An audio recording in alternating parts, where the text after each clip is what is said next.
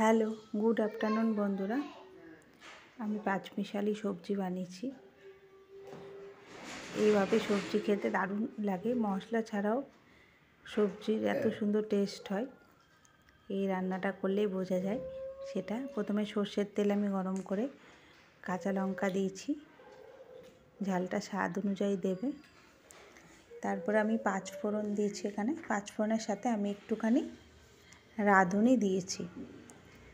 দিয়ে মশলা আমার ফোড়নটা যখন ভালো মতো ভাজা হয়ে গেছে, তখন আমি সব সবজিগুলো দিয়ে একটা ঢাকা দিয়ে দিয়েছি ওপর থেকে। তারপর ঢাকনাটা খুলে এই 3 মিনিট পরে আমি মিষ্টি কুমড়োগুলো কেটে রেখেছিলাম ভালো করে ধুয়ে, সেগুলো দিয়ে দিলাম। আবার ঢাকা দিয়ে দিয়েছি।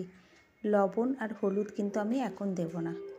লবণ দিলে সবজি থেকে জল ছাড়তে শুরু করবে, তখন সবজিগুলো নরম হয়ে যাবে, ভাজাটা ঠিক মতো হয় না। ওই জন্য লবণটা আমি পরেই দেবো, হলুদটাও আমি পরে দেবো। আমি বারে বারে এইভাবে ঢাকা দিয়ে একটু করে মাঝে মাঝে নেড়ে দিয়েছি আর সবজিটা রান্না করেছি। তারপরে ওপর থেকে আমি টমেটো দিয়েছি ঢাকনাটা খুলে। আর এবার আমার সবজিটা যখন 2 ভাগ হয়ে এসেছে, তখন আমি ওপর থেকে লবণ আর হলুদ দিয়েছি। দিয়ে আবার আমি সবজিটা একটু লবণ হলুদের সাথে ভালো করে মিশিয়ে নিয়েছি। নিয়ে আবার আমি কিছুক্ষণের জন্য ঢেকে দিয়েছিলাম। ঢেকে দেখো ঢাকনাটা খুলে আবার সবজিগুলি আমি ভালো করে নাড়াচাড়া করে দিয়েছি।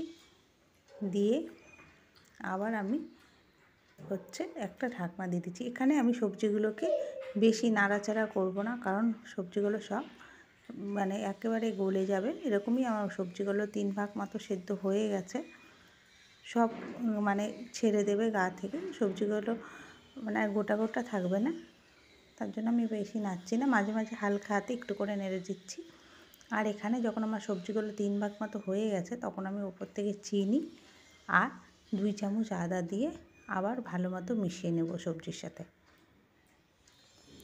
মিশিয়ে নিয়ে এগুলো আবার আমি কিছুক্ষণ হতে দেবো। এবার আমি গ্যাসের ফ্লেমটা একেবারে লো করে দিয়েছি, মিডিয়াম থেকে দিয়ে ভালো করে নেড়ে টেড়ে দেখো আমার সবজিটা একেবারে রেডি। আমি এখানে কোনো জল দেব না সবজিতে, এইরকমই থাকবে গায়ে মাখা গায়ে মাখা।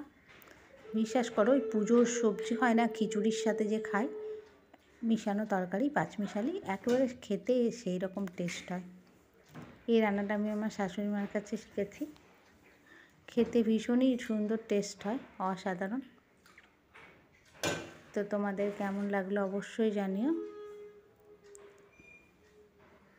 আমি এখন যে জলটা বেরিয়েছিল সাইড থেকে অল্প অল্প, সেটাও ভালো করে ভেজে নিচ্ছি। ভেজে আমার সবজিটা একেবারে রেডি সম্পূর্ণ।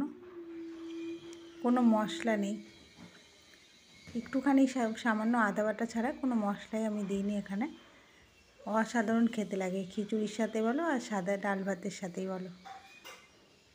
কেমন লাগলো অবশ্যই জানিও, লাগলে একটা লাইক করে দিও। টাটা।